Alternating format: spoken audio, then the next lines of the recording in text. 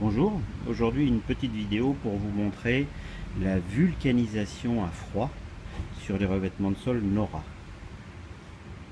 Le matériel indispensable pour pouvoir réaliser la vulcanisation à froid, c'est une règle, une gouge à rainurée manuelle, mais on peut également utiliser une fraiseuse ou les chariots et outils dédiés à l'ouverture des gorges, un chiffon, de la pâte de vulcanisation Nora, c'est un tube qui ressemble à du silicone, un pistolet, mais également la cire liquide Nora,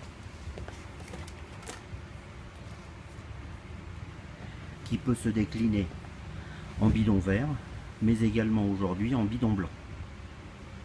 Bien, la première action sur vos joints, j'en simule ici 3 de façon à pouvoir répéter les opérations et qu'elles soient bien enregistrées.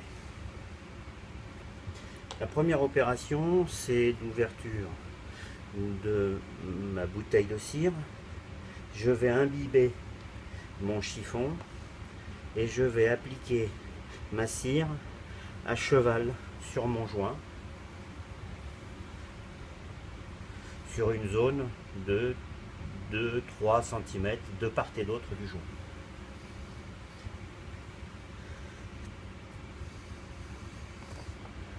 Vous réalisez cette action sur tous les joints de la pièce que vous avez à vulcaniser, sachant que de votre premier joint jusqu'au dernier, le premier a le temps de sécher. Les étapes suivantes doivent être réalisées quand les joints sont secs.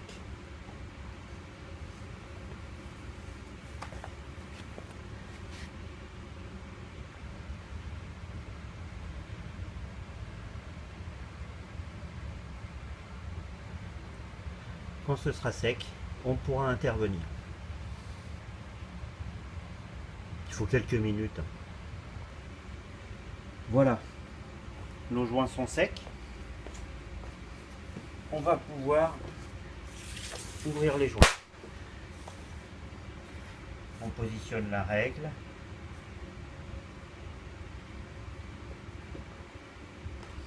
La gouge à rainurée. Et je vais ouvrir mon joint. Je rappelle qu'on peut le faire à la fraiseuse ou avec les outils dédiés.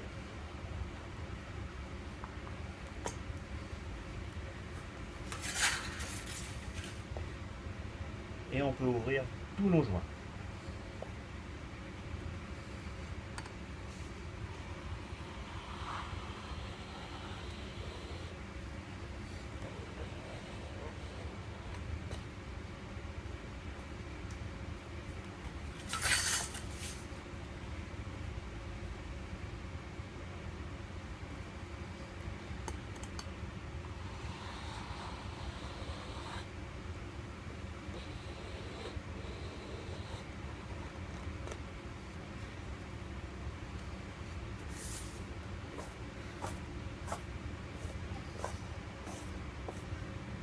Voilà, nos joints sont ouverts.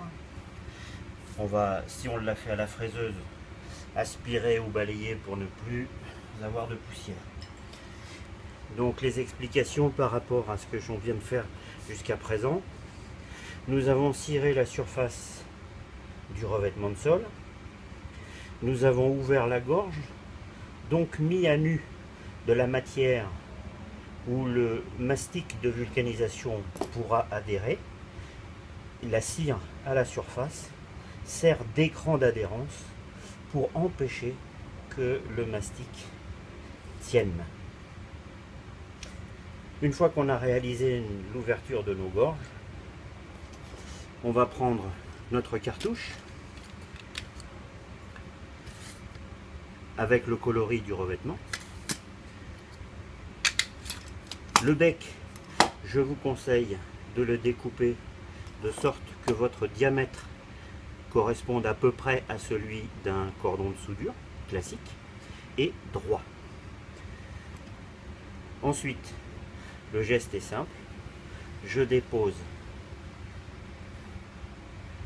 dans ma gorge de manière régulière le mastic. Quelle que soit la quantité, même si elle est très importante, ou qu'elle soit régulière,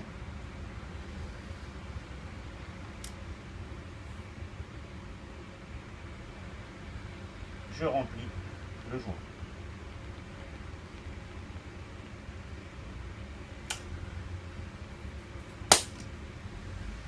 J'utilise ici un coloris différent pour vous permettre d'observer ce qui se passe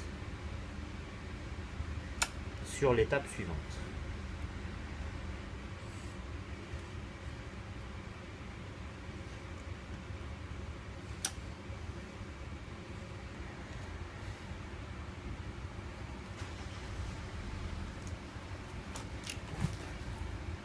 Je remplis la gorge, tout simplement.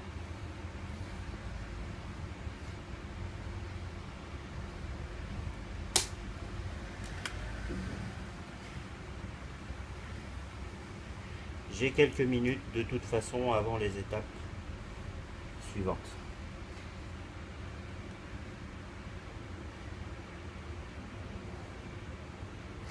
Voilà. Une fois que le remplissage des gorges sont réalisés, on va utiliser cet outil qui est une spatulette de lissage et on va utiliser en particulier ce bout que l'on va mettre le plus à plat possible sur le sol et on va tirer le long de notre joint. Vous voyez que quelle que soit la quantité de matière, l'écartement, c'est pour ça que j'ai choisi un coloris différent, se fait 1 mm de part et d'autre de la gorge.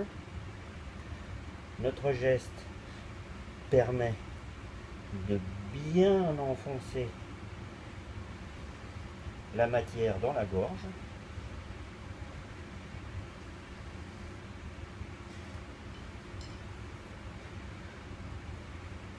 La cire est également le solvant nécessaire au nettoyage des outils.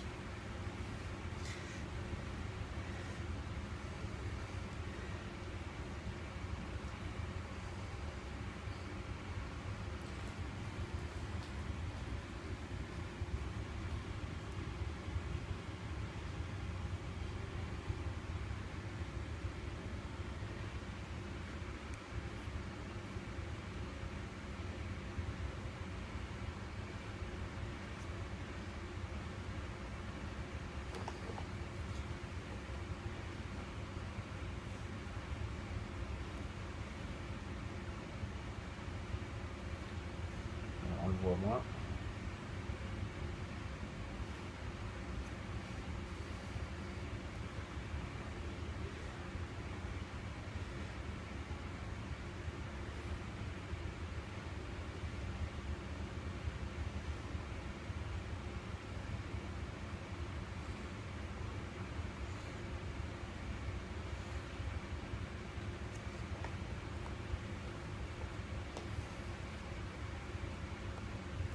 Voilà.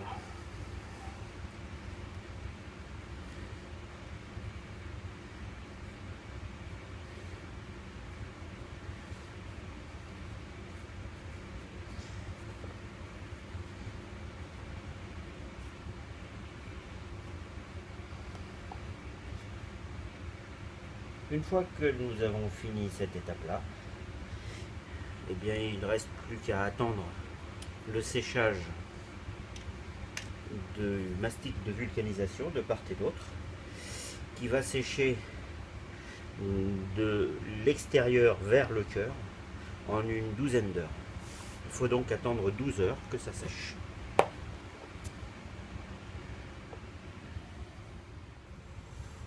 On se retrouve une dizaine d'heures plus tard pour finaliser l'étape de vulcanisation des joints. Il suffit de venir récupérer le reste grâce à la cire que nous avions précédemment appliquée. Mais il a durci, il a séché.